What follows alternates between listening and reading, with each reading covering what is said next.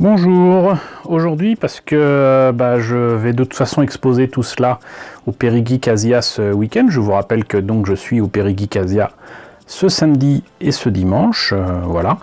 Donc si vous êtes dans le coin, venez donc faire un coucou. Et j'ai décidé d'amener non pas des maquettes ou pas trop, mais surtout des jouets de collection autour de Gundam pour fêter les 40 ans de la licence, des jouets que j'ai déjà déplacés pour Japan Tour Festival et j'espère pouvoir les exposer ainsi également à Périgeek Asia. Ce sont des objets que très clairement on ne voit pas souvent et que vous ne verrez pas souvent, donc pour ceux qui ne passeraient pas, je me suis dit que ça serait peut-être intéressant de vous en montrer au moins une partie. J'avais commencé à le faire, j'avais pas continué parce que ça n'avait pas rencontré beaucoup de succès, ça ne passionnait pas grand monde, mais là je me suis dit que ces 4 modèles pouvaient valoir le coup. Alors c'est quoi? C'est, on va dire, des Shogokin, c'est-à-dire que ce sont des modèles essentiellement en die-cast qui sont sortis chez Bandai en 2000 et 1999 et l'an 2000. Et en tout cas pour ces deux-là, 99, ces deux-là en 2000. Et en 99, on fêtait en fait les 20 ans de Gundam. Et comme vous le voyez, les illustrations sont superbes. Pour au moins 2 d'entre elles, je suis quasiment certain qu'il s'agit d'illustrations de Yoshikazu Yasuhiko, qui est donc le chara designer de la première série. Et pour les autres, en fait, c'est écrit en romaji. En fait, non, celui-là, ça c'est Yaz, mais l'autre c'est Hirotoshi Sano, Tsuyoshi Nonaka pour celui-ci, et Tsuyoshi Nonaka également pour celui-là, pour le GM et le Zaku. D'ailleurs c'est effectivement le même style graphique, donc ça se tient. Et donc ce sont des jouets de collection, très clairement, avec des articulations de fou qui reprennent vraiment plutôt le design, j'allais dire le mecha design de la série de 79. Et donc ce sont des objets qui ont donc clairement 20 ans. Donc ce que je vous propose, c'est qu'on voit chacune de ces boîtes les unes après les autres. Alors on va commencer fort logiquement avec le Gundam. Premier du nom, il s'agit du RX-78-2. C'est un prototype développé par la Fédération terrestre pour lutter à armes égales contre les Zaku et les Zaku 2 utilisés par Zéon, la République de Zéon, le duché de Zéon, je crois que c'est le duché de Zéon,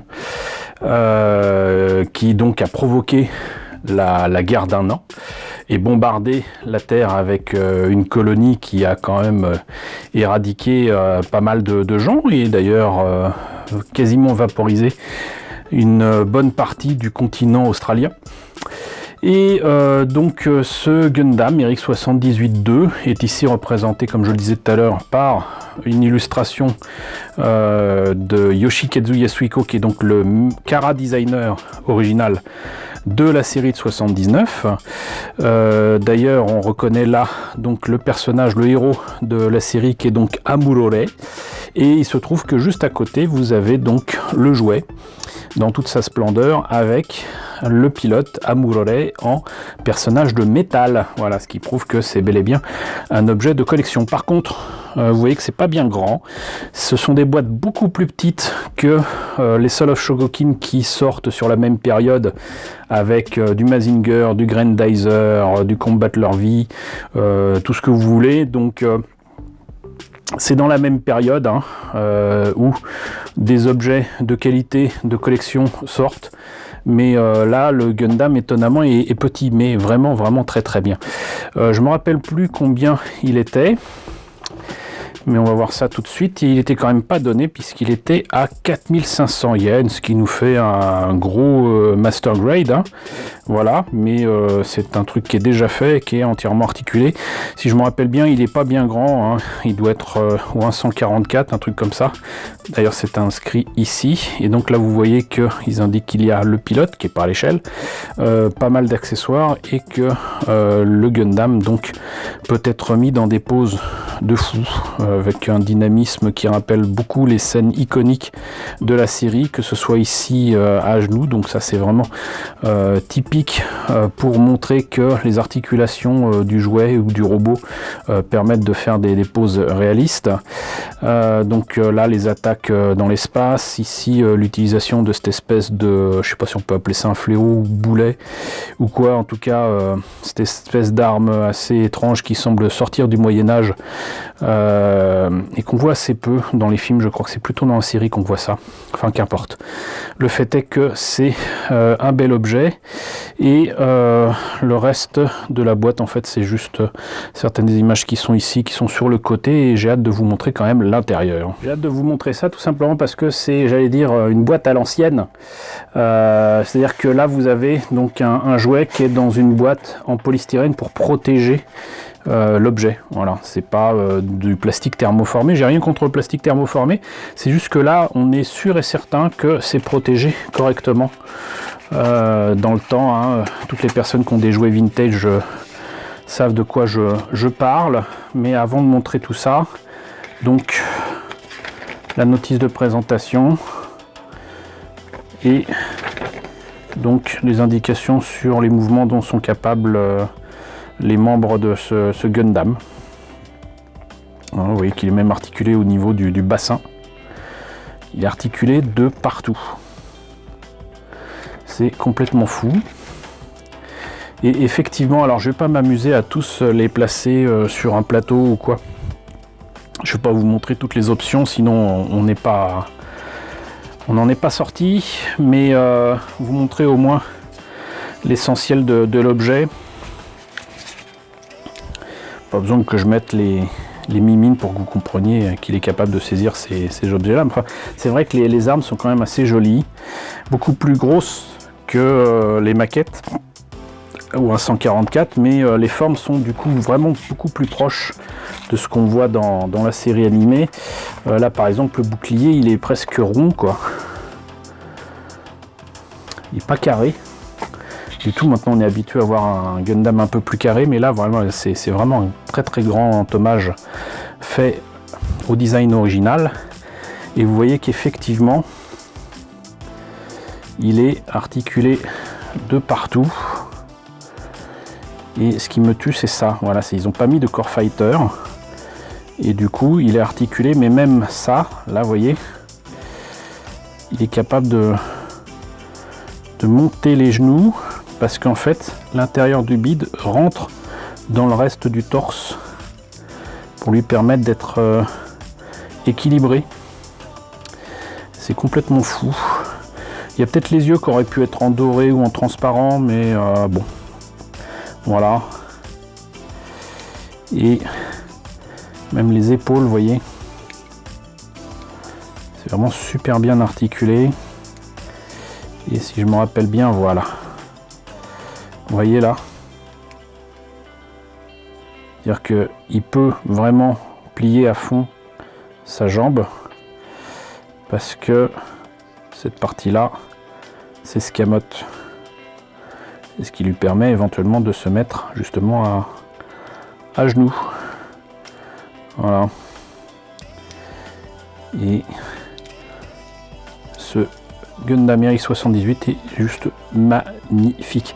Pour le coup, c'est l'objet lui-même, le jouet, qui non seulement est un bel hommage au mecha design de 79, mais qui en plus est beau.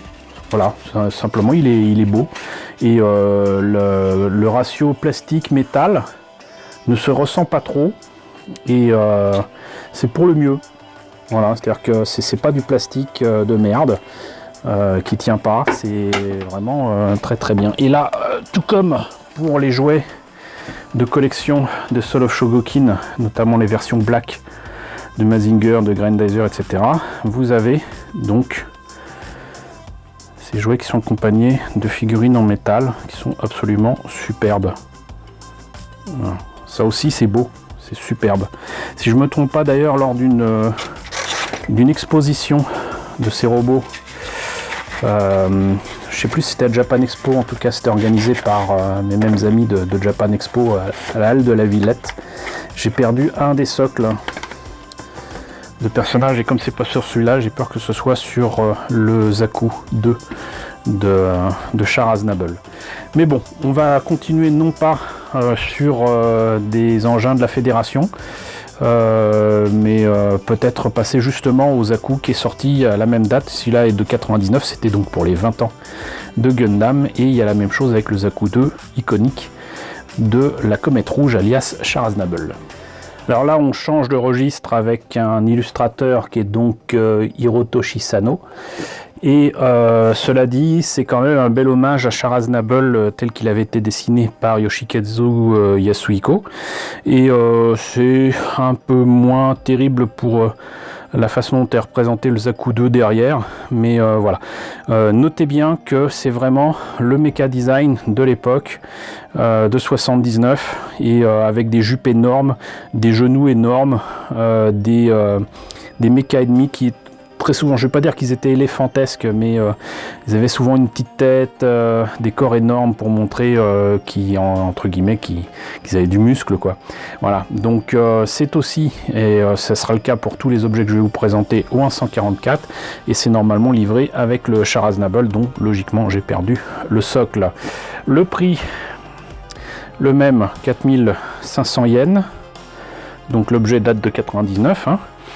Et vous voyez donc là aussi des articulations de fou pour un dynamisme proche des scènes iconiques, encore une fois, de la série de 79. Et avec plein de mains et d'accessoires, voilà. Et même chose pour la présentation de la boîte ici que pour le Gundam. Donc on va immédiatement voir ce que ça donne à l'intérieur. Alors, pareil, nous avons là le polystyrène qui va bien et qui protège tout, le petit leaflet qu'on ouvre en deux comme ça, même présentation fort jolie d'ailleurs que l'on a déjà vu sur le Gundam, et donc voilà, on s'aperçoit que les bras sont super bien articulés à tel point qu'il peut vraiment plier en deux son bras, c'est-à-dire qu'il y a une double articulation, pareil pour les genoux. Les pieds peuvent se mettre dans des positions assez étranges mais qui correspondent au design de 79. Voilà. Et donc vous avez Char en métal livré avec. Et alors qu'est-ce que ça donne? Ouf. Voilà. Et bah écoutez, je me suis trompé, je pense qu'en fait c'est le socle d'un de mes Soul of Shogokin que j'ai dû perdre, très certainement du coup à Actarus, parce que là, ce cher Char est présent dans toute sa gloire avec son socle. Il est juste magnifique.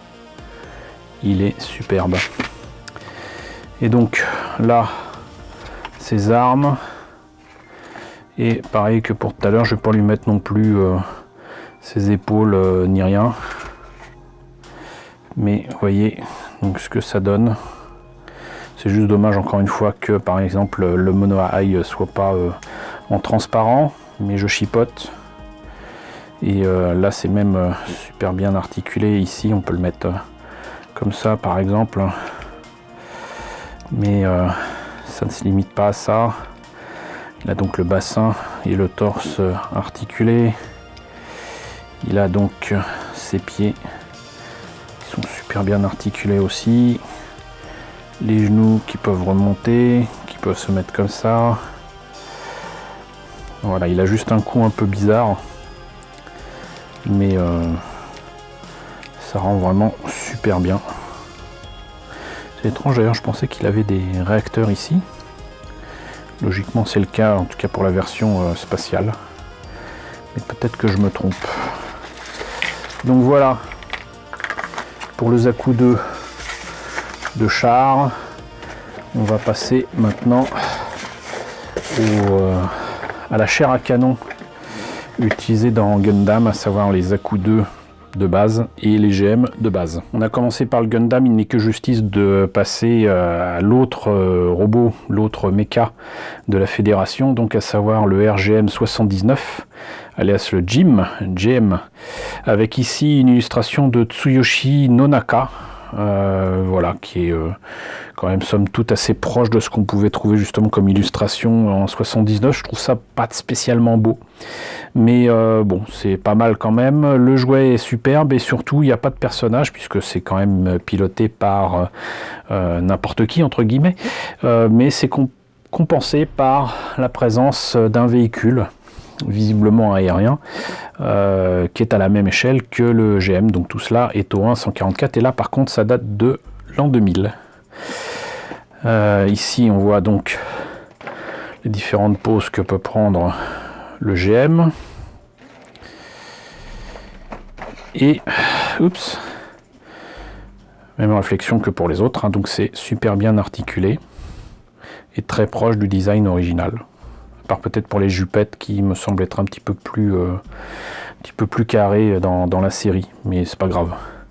Donc on va voir ce que ça donne à l'intérieur. Du polystyrène. La notice, elle est peut-être à l'intérieur. C'est le cas. Donc là par contre, ça ne s'ouvre pas. J'ai pas donné le prix, tiens d'ailleurs. 4500 yens, hein, donc. Et là, donc, peut-être un petit peu moins de choses à raconter, je sais pas. Mais bon. Donc, le véhicule, il est beau, hein, cependant. Voilà. Avec des pièces transparentes ambrées que je trouve absolument superbes. Les petites hélices tournent. Il semble fait pour porter ses lance-missiles. Donc voilà. Donc il a son lance-boulette ici. Son bouclier comme le Gundam.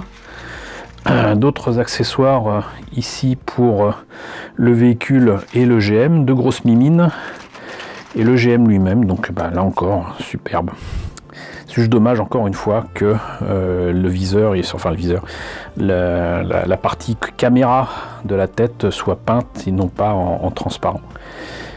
Mais encore une fois je chipote. Donc des articulations de fou, c'est-à-dire que en fait ça feint une articulation limité ici, mais en fait vous pouvez continuer la double articulation ici pour faire comme ça.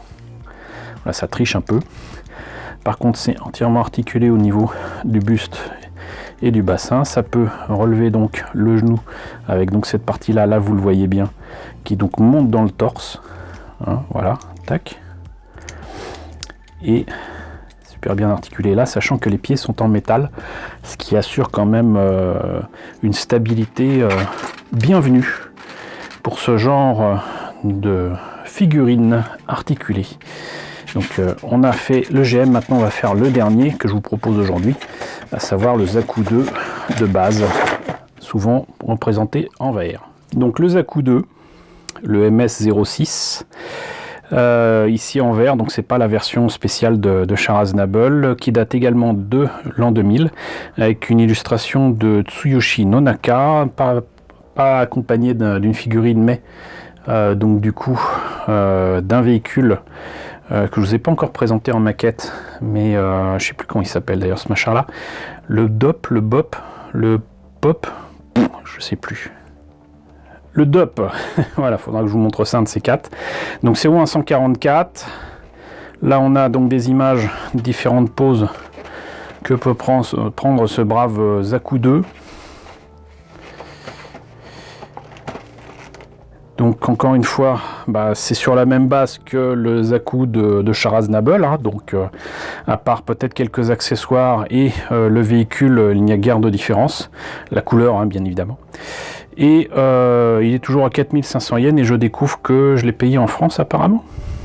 Est-ce que je l'aurais payé 270 francs? C'est étonnant. Je ne me rappelle pas l'avoir acheté en France, mais bon, bah, il y a une étiquette dessus qui m'a l'air française, donc je vois pas pourquoi ça serait pas le cas. Je l'ai peut-être acheté dans une boutique, qui sait. Donc on a vu ce que donnait la boîte, on va voir ce que ça donne à l'intérieur. Une fois n'est pas coutume, on ouvre de l'autre côté. Même chose que pour le Zaku de Char Aznable, du coup là, hein, Il n'y a que le GM qui n'a pas eu droit à ça. Et donc il n'y a comme une grosse différence que le DOP hein, et la couleur du mecha. C'est exactement la même chose que pour Char Aznable. Exactement la même chose. Hein. La grosse différence aussi, c'est qu'il n'a pas la petite antenne de commandement sur la tête. Il le DOP. Donc voilà, il y a même la petite figurine en 144 qui va bien dedans. Hein. Donc voilà, et ben écoutez, on a fait le tour de ces jouets de collection qui avaient été créés pour les 20 ans de Mobile Suit Gundam. Vous découvrez ça 20 ans plus tard, ce qui veut dire que on fête les 40 ans cette année, ça fait bizarre. Donc c'était entre guillemets à mi-chemin par rapport à maintenant. Il y a écrit GD26, donc je sais pas s'il y a eu un GD30 ou un GD20 ou quoi. Je vous laisserai fouiller pour moi, mais en attendant, je suis bien content de les avoir et surtout, je suis bien content de vous les avoir présentés. Ce n'est qu'une partie des jouets que je m'étais acheté à cette époque-là. Je vous présenterai le reste petit à petit. Il y a des choses assez intéressantes, même quand parfois elles sont entièrement en plastique, notamment des High Complete modèles que j'aime beaucoup, qui datent des années 80, et donc je vous montrerai ça avec plaisir. En attendant, n'oubliez pas que vous pouvez me voir ce week-end, ce samedi, là maintenant, à Périgueux, au Périgeek Asia. Je vous mettrai le lien pour avoir toutes les infos dans la description de la vidéo. J'espère vous y voir nombreux. J'espère en tout cas que tout cela vous a intéressé. N'hésitez pas à me dire ce qu'il en est dans la section commentaires. N'hésitez pas à liker, n'hésitez pas à partager, n'hésitez pas à vous abonner si ce n'est pas déjà le cas. Coucou aux nombreux abonnés qui nous ont rejoints dernièrement. On est désormais plus de 2130, c'est juste formidable. Coucou aux grands anciens qui me suivent depuis plus de 3 ans. Merci à tous de votre fidélité, merci à tous de votre soutien et je vous dis donc à très bientôt à Périgeek Asia.